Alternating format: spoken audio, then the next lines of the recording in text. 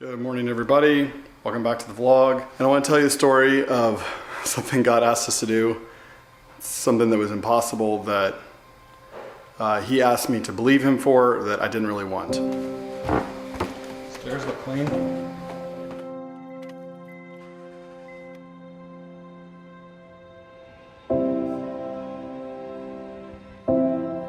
So last vlog, we told you all we moved to Dallas. We basically needed to figure out where we were gonna live. We were month to month in the place we were at. Our friends were selling it. Lord led us into it. And I haven't vlogged in a while because it was like so stressful, so overwhelming. It's resolved. Things have shifted. And I want to share kind of how that happened, how that played out.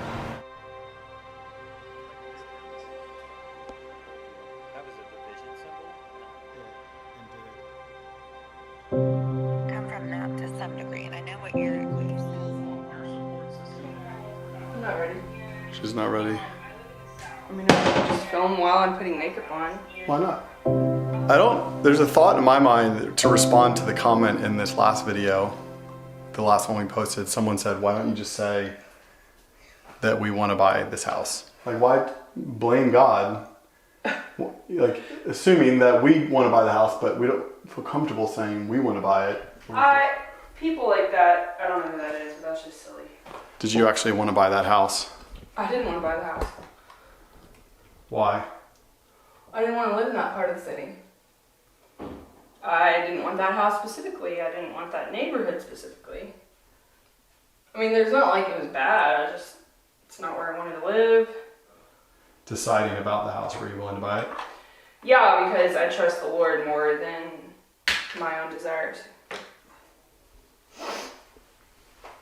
Because he's proven that he's better over and over and over again. And the biggest challenge for me in all of it was I want to make people feel good. I want people to like me. I want people to, and the Lord was asking us to buy this house that our friends were selling, which is messy. And then he was asking us to ask good friends of ours to consider buying it with us, which is even messier.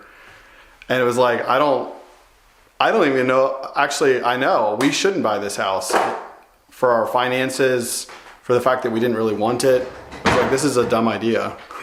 And then to ask other people to join us in that dumb idea was particularly stretching, because it was like, they said, some of the friends we asked, they said yes and no. Yes to the general idea, no to this specific timing and house.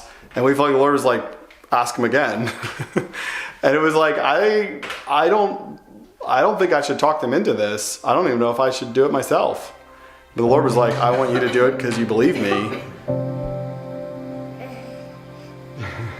This is good lighting because the light's coming that way. Like, I was going on walks on a daily basis. Like, I couldn't breathe. Like, my chest was tight because I was like, what are we doing? It's like, and it took me a while to say yes. yeah, but what he wants isn't the house. What he wants is, do you actually trust me and will you talk to me? He told us to ask someone to partner with us in it. And eventually they said, yes, let's do it. And they were on board. And so we put an offer in on the house. And actually the same day that we put our offer in, somebody else put an offer in. Some random person. Our friends prayed and they felt like the Lord said to go with the other offer. They rejected our offer. We prayed about it and felt like the Lord said, I'm releasing you. Like, you don't have to buy the house. It was a test. Yeah, it was all about being obedient and just getting to that point. And within a few days, the other offer fell through and they came back to us and said, do you guys want to buy the house still? And we were like, we prayed again and we're like, we feel like the Lord's telling us not to buy the house now and to release us, which was really weird. It was like to hear over and over again to buy it and then to hear don't buy it felt almost like we were conveniently getting what we wanted and leaving our friends out to dry. God, and then I think we prayed with them too again, and they prayed again, and then we were like, okay, yes. Because I was willing to buy the house even after all that, and like it really is surrender. Like, what does the Lord want to do? And anyway, we then were like in a position where they were trying to sell the house and we were living in it, which is not ideal. The Lord put us there, so I guess it is ideal from his perspective. But we prayed and felt like the Lord said, get out of here in a week, get out of the house in a week. And so we told them, hey, we'll be out in a week. To wrap up the story, for me at least, it's the story of, can you believe God for what he wants, and can you do it with other people? And are you willing to be stretched in that way, to involve other people and to believe God for the impossible? And he has a way, and he has something he's trying to do, and are you willing to get on board with that? And so we are still doing that, but we're launching a ministry, and I'm launching a business, and Tasha's writing a book.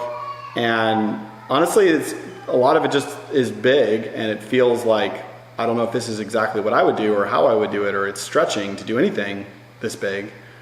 But like even the way you're writing your book, it's not like exactly the way you would do it in every way. You're taking time to hear the Lord and ask the Lord, how do I do this? And It's because his way is better. And that's not just a funny Christian thing to say, or theological, or whatever you want to call it.